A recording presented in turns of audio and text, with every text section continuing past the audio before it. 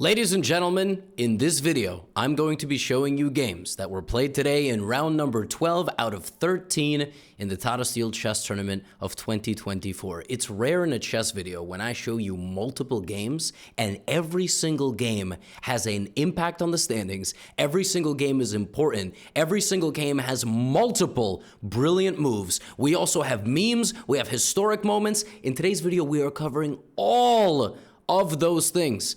And the first thing that we are going to cover is this. This was a live player shot. This is from the Twitter feed of Anna-Maja Kazarian. This is Jan Jun showing up to his game today and looking at the board like WTF. And that is for good reason.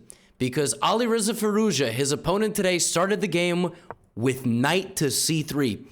Y'all may not understand this, but knight to c3 is one of the most bogus first moves you could possibly play in standard classical chess.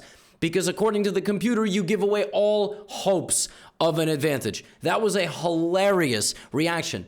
This is the first recap I will ever make that has 10 games. That is because this was the most exciting round of chess in any chess tournament, maybe in history.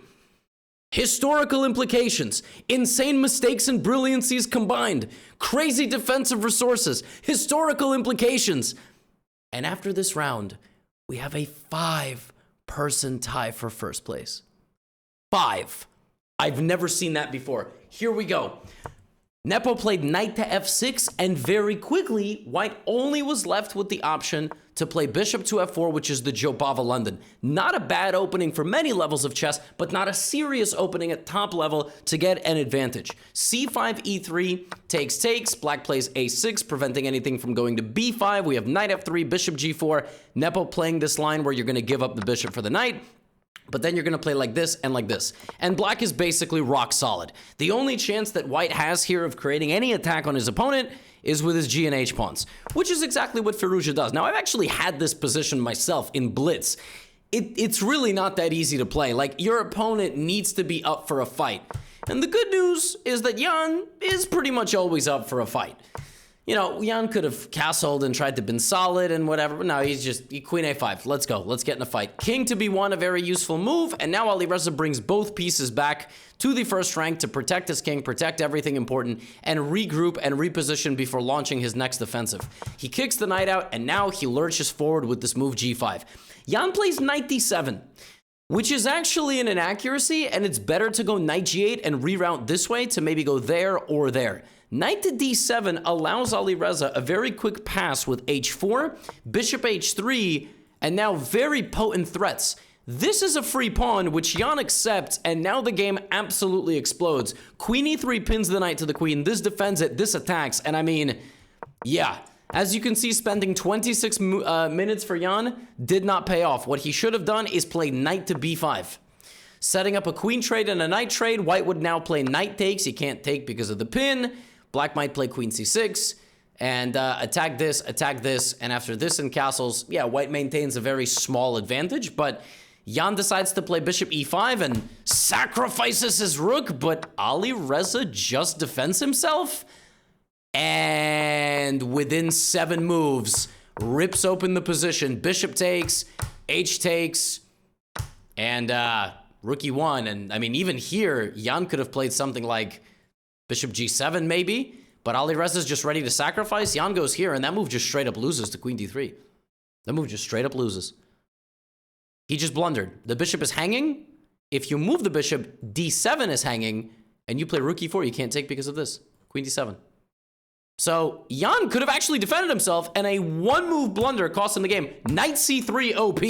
I mean, you talk about an absolutely ridiculous surprise. That is brilliancy number 1. So Alireza destroys Jan Jun in a ridiculous game of chess. All right? There's one brilliancy down. Now this game is sensational. This is a long game. I'm not going to get into the details and the intricacies as much as I would like because we have so many other games to cover. That's just the nature of recap chess. I'm not going to spend 30 minutes on this game.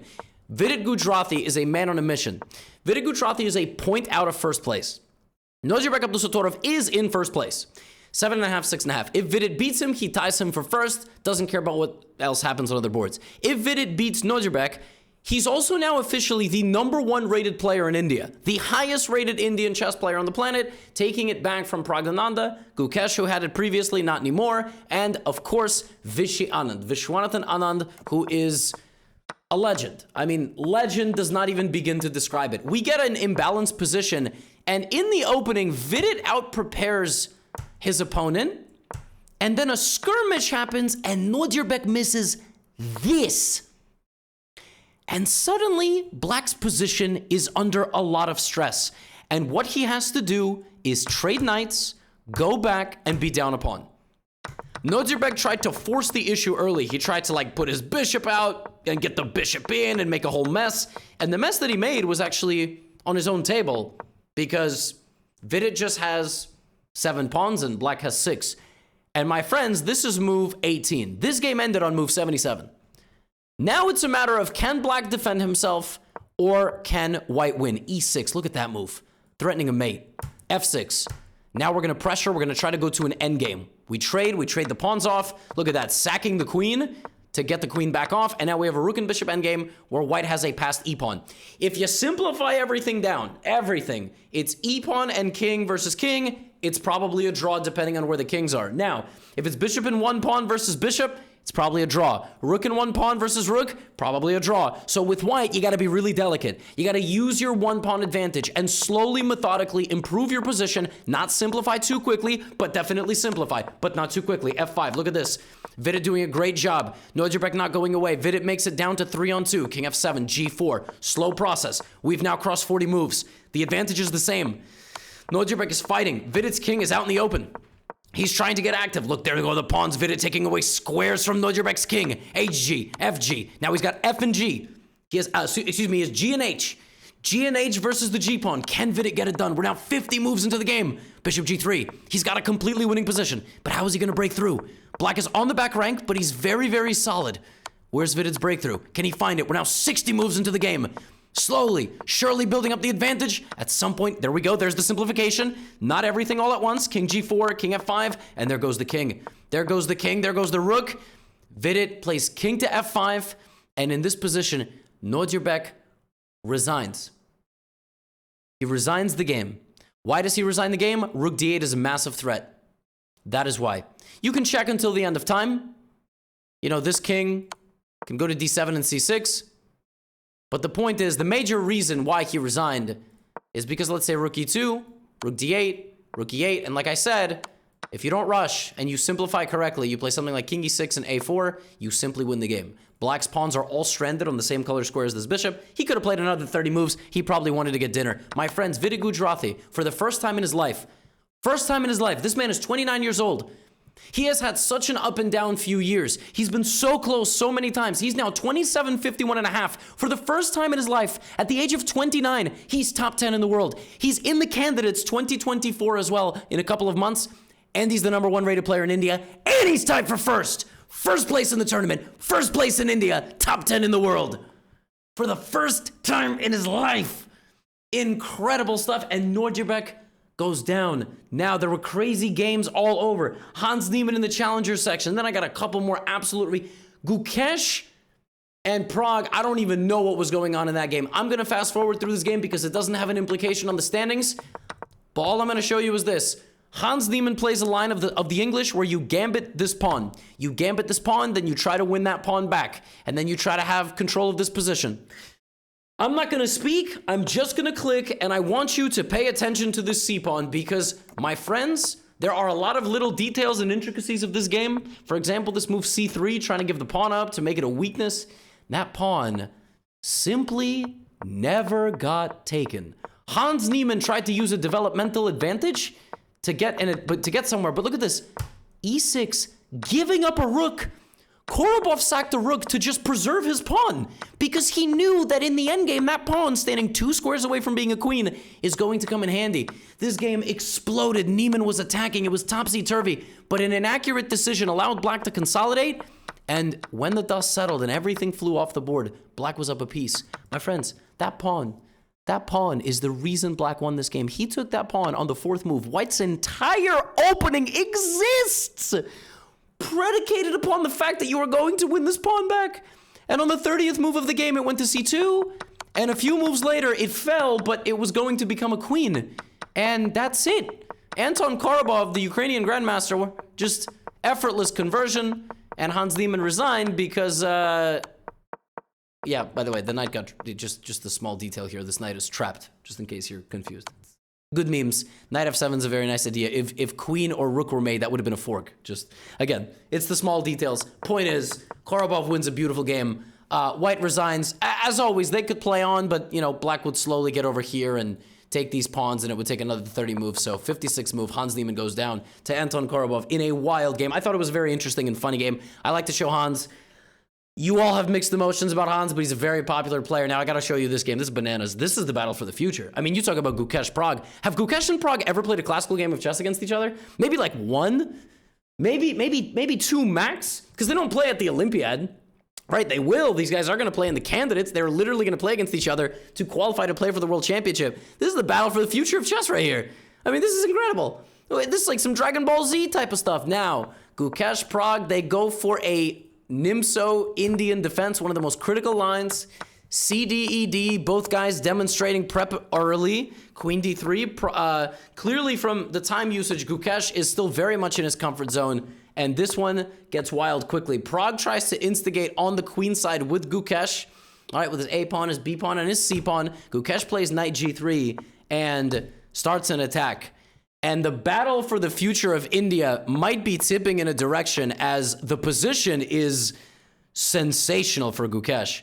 I mean, dear Lord, you give Gukesh a position with 90 minutes on the clock. This man is a surgeon. He is a precision machine. Bishop to G3, targeting the pawn on D6. The knight comes in. The rook is here. Every single piece White has is working. Every piece is putting in work. Look at Prague trying to defend himself. The position is extremely complicated. Knight F3, GF3. Obviously, because Queen F3 would have hung the queen. But now you have the G file as well. It's just long-term building pressure. Now both guys under 10 minutes to make 13 moves. King G2. Rook E4 first. King G2. Both guys have 10 moves to go. Prague decides to go for counterplay. They both have 3 minutes. 3 minutes in one of the biggest games of both of their careers for now, because in a couple of months they got to play the candidates tournament. BC, Rook C3, and Gukesh, cold-blooded, sacks his rook. He gets a pawn for it, but now 2 pieces stare at the king, and the bishop is escorting the pawn. Gukesh is winning. Prague plays F6. Gukesh timely D6 on the board. You can't take because this is a fork. Prague has to lose the bishop. Now, both guys, 3 minutes, 2 minutes. White just made his 35th move. So Gukesh needs to make 5 more moves, then he gets an hour, and he gets an hour to fix up the position, or maybe he gets 30 minutes to just clean this up. Prague goes here. Rook G4 from Gukesh. He's threatening Rook G7. Now Rook G8. Gukesh now has to make 4 moves. He has to make 4 moves, and his time is ticking. He thinks he plays Bishop F4. Bishop H6, Knight H6, massive threats of checkmate. Queen F8. Defending. Bishop D6 attacks the queen. Always good to repeat the position. Because if you repeat the position one time, you just made 2 extra moves. When I told you Rook G4, he's got 4 more moves to make. By repeating the position, he's got 2 moves to make. So Gukesh thinks his time is ticking. He's not going to go for a breakthrough with limited time. He knows he's just got to get that extra time, and then he's going to go for it. So he repeats 1 more time just to be sure. And in this position, Prague claims 3 position repetition. They did not repeat this 3 times, but they repeated the position 3 times. The position with the bishop and the queen on these squares happened once, twice, and it was about to happen for a 3rd time on Gukesh's 40th move, the move to gain him his extra time. He blunders a 3-move repetition and he draws the game. That is unbelievable. He could have played, he could have went here, but then he was worried about losing the pawn, I guess, but you can't even take the pawn because of Bishop D6. So if he had just gone to G3, he would have gotten an extra 40 minutes and he would have been able maybe to go on and win this game. Instead, he forgets that it's not the shuffling of the queen, it's the fact that the rook moved, and this move creates 3 position repetition. Prague claims a draw, and Gukesh snatches a snatches a draw from the jaws of victory. That is crazy. He was winning. What a game. What an unfortunate turn of events. Hey, credit to Prague, okay? For like having the sense of mind there to claim it. Amazing. But wow. I mean, I can't wait to see them fight again. Now, this one was nuts too. I told you, 5-way tie for first after this round. Jordan Van Forest, Anish Giri plays a French. Jordan says, we're not doing that. We don't have fun around here in the Netherlands. Nobody has fun in Vaikanze. Frankly, I don't even know why they played the tournament there. Why are chess tournaments always held God knows where? Why aren't they held in Amsterdam? Why aren't they held in, what's another big city? Rotterdam. You know, like, why are they not held in these big cities? Like, why? Why are they always God knows where nobody's heard of?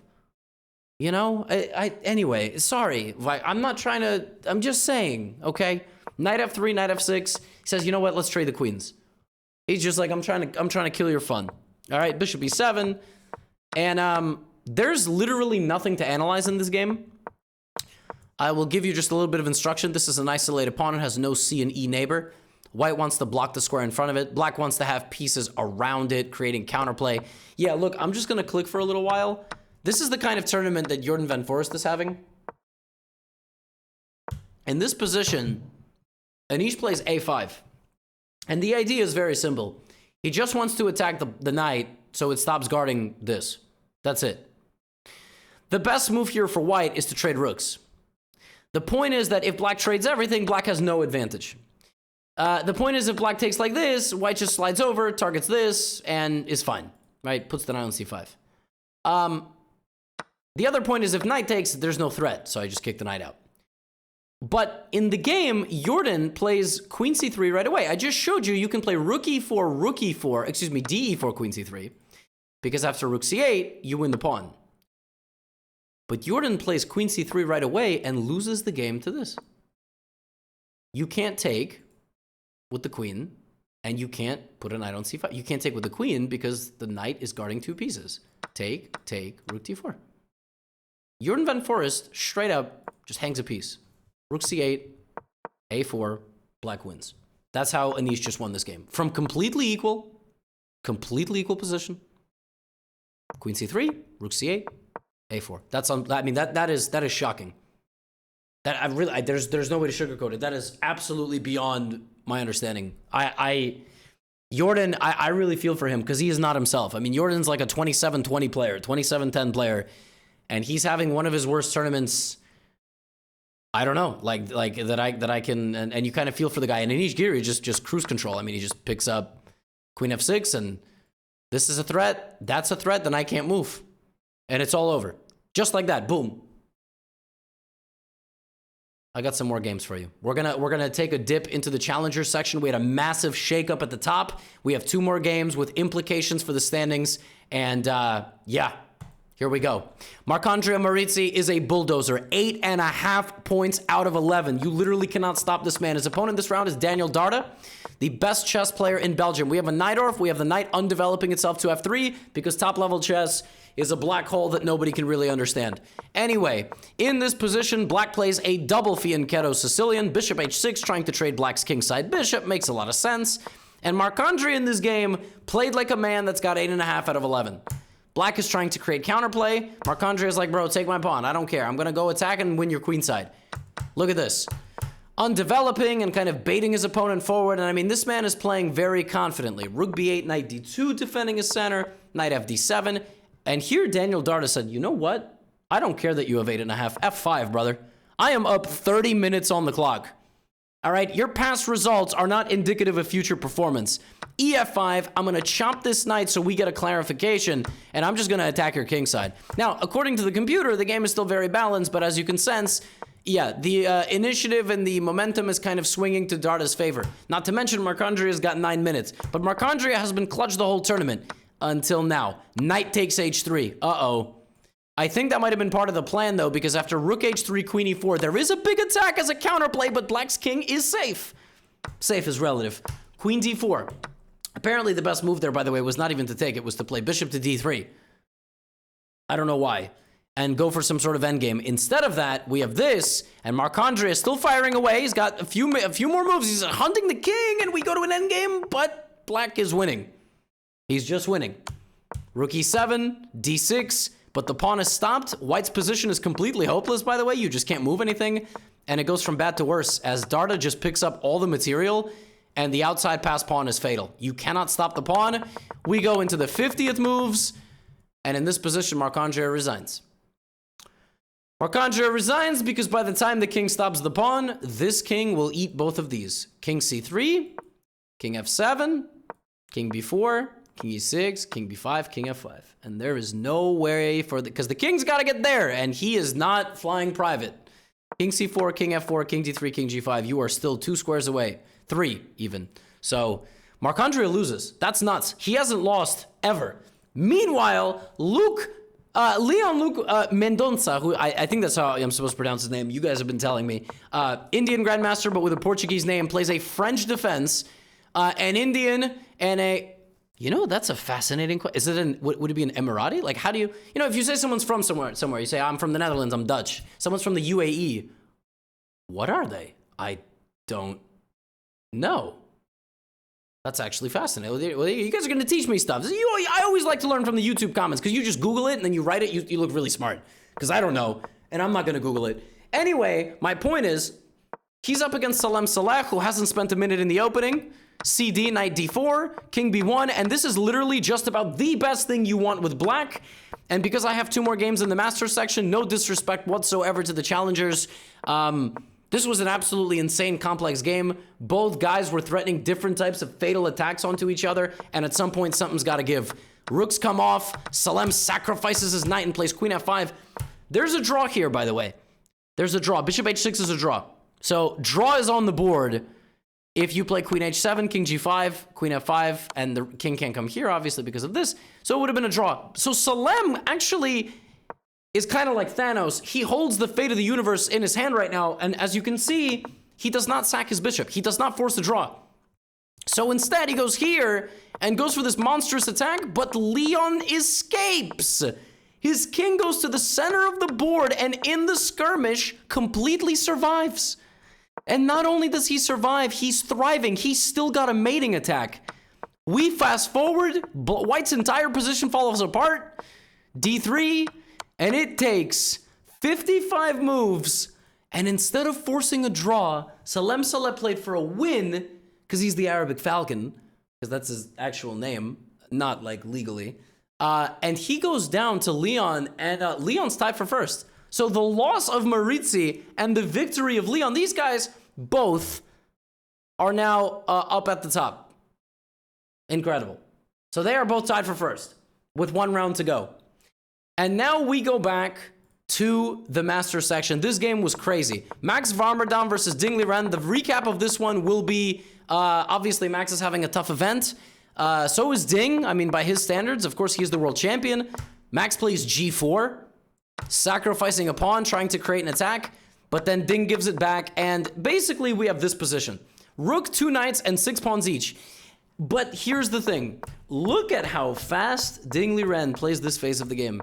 At some point, Ding Liren had a 50-minute lead on time, and Max, the experience, simply caught up with him. He goes down to 5 minutes. You go down 10 moves, it's 115 to 41. It's looking like they're going to trade down and make a draw. But Ding is so experienced, and this just shows you the levels. Even if you're 2780 in the world champion, but you're suffering, and you've had a bad event, you haven't played in 8 months, you're not 2630.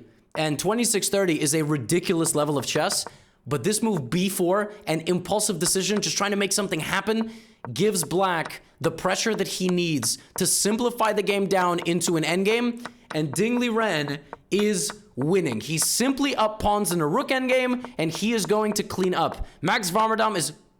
Wait a minute. Max Varmerdam sacrifices his pawn to damage Black's structure, and he set a trap, and Ding falls in! Ding falls into the trap! Max Varmerdam is a genius! Rook to a5 check, and look at this! You cannot take, because it's a stalemate!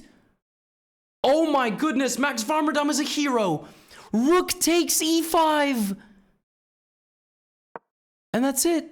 Now, you gotta be careful. You can't take like this because of this. But if you play rook e4, you also lose because my king comes to help my pawn. You gotta be really careful here. So Ding is like, oh my god, what have I done? Plays g3. Now, king f4 is still a draw because you need to force your opponent's pawn to g2. And now you have to stop the pawn. But first, you have to give a check. If the king goes to the g file, you give a check, you give a check. If the king goes to the h file, you put the rook on the g file. Black can't move. If check, you just slide to, rook h4, you just slide to e3. And this is a fortress. It's a fortress. You just attack both pawns. Max Varmerdam is drawing, but he gives the wrong check. He gives the side check, which is fine, but now he has to keep giving side checks. King e6, and now he has to put his rook. Oh my goodness, he's drawing the game. King to e3, this is unbelievable. Rook h3, and now in this position, instead of king e2, it's better to go king f2. He's got to try to win the pawn, but he goes here, rook a3, and now he has to go to the pawn, and he doesn't. It's tough. He misses it, and he's losing again. I mean, he found a way to draw an endgame down 3 pawns. I've never seen anything like this. He straight up found this, and rook endgames are so tricky. This has been the story of the event for Max Varmerdam. He loses because Ding makes a queen, and now if you take with the king, I force a rook trade, and I win the king and pawn endgame. And if I go here, rook a2, king f1, and this is, I mean, I could play e3, but yeah, wow. I can't even, so Ding Liren wins. What an absolutely insane game, and I got one more game for you. This game has another bearing on the final standings of the day. d4, e6, and Wei Yi plays a Dutch. Wei Yi showed up today to get in a fight with the black pieces. Jan Jun has been great. She's been performing really, really well. She's very solid. But Wei Yi shows up and he plays a stonewall Dutch defense. You do not see this at top level very often. And he plays a stonewall Dutch where he doesn't even build the stonewall. That's crazy. This is some sort of edgy Dutch. I have never seen anything like this. Knight c6, bishop b2. And now Wei Yi opens up the position, and we get a queenless middle game. Rook c1 played by Jan Jun. Wei Yi plays here, and now rook c8. He voluntarily damaged his pawns, so he would have open lines to target Jan Jun's structure. Bishop to f1 is a little passive, rook c7, and he brings both rooks. So both rooks are fighting on the c and a file. Jan Jun plays f3, a little too slow. A little bit too slow. She needed to get the knight into the game a little faster because knight c6, now she gets into the game with c5, take, h6, he's trying to play g5, and now you would think trading a knight for a bishop is a good decision more often than not, and she does it. But that bishop was a little bit passive, and that knight was really good. She goes here. Now Wei Yi activates everything. Jan Jun in this position had to play bishop b5. This is the key idea. She needed to apply pressure right now, and then even trade everything, and then get the knight back. Because then you even have a passed a pawn. But instead of that, instead of playing bishop to b5, she plays knight f2, and Wei Yi quickly activates and just snags this pawn. It's not even clear to me what exactly was missed there, if I'm honest. Like, maybe there was something she didn't like with bishop b5. She didn't like there was a way Wei Yi could activate. Maybe she still was a little bit afraid of this move, but yeah, the way Jan Jun played it with knight f2, Wei Yi just got all his pieces active, and again, maybe Jan Jun thought she had something in this position. Maybe she thought she was going to go take, and then bishop b5 or something. But black is simply getting too much activity here with the pawn hanging and rook d2 and everything. So rook b1, and Wei Yi just plays a wonderful game. I mean, dude just went knight d1. When's the last time you saw a black knight move to d1 like this? You can't even take, because your rook on the other side will attack this rook with knight f3 check, and then rook takes. I mean, it's crazy. This is the Wei Yi that we're used to. And if you haven't been watching a lot of Wei Yi, because he doesn't play a lot as much as he used to. Rook b4 is just game over, by the way, because if rook takes, there is rook a2, and it's actually mate. You cannot move the king anywhere. This is the only square. King e1, rook e2 is mate. Wei Yi wins. Wei Yi wins, and he doesn't play a whole lot, but he plays in this event, and he's tied for first, out of nowhere. Your standings after 13 rounds of action, 12 rounds of action in Tata Steel 2024. Leon and Marc-Andrea with 8.5. Daniel Darda having a monster event, tied for that third and fourth place spot with Erwin Lemy, and we have Vidit, Anish, Gukesh, Notjerbek, and Wei Yi with 7.5. A 5-way tie for first. That is bananas. Wow.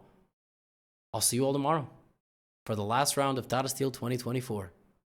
Now get out of here.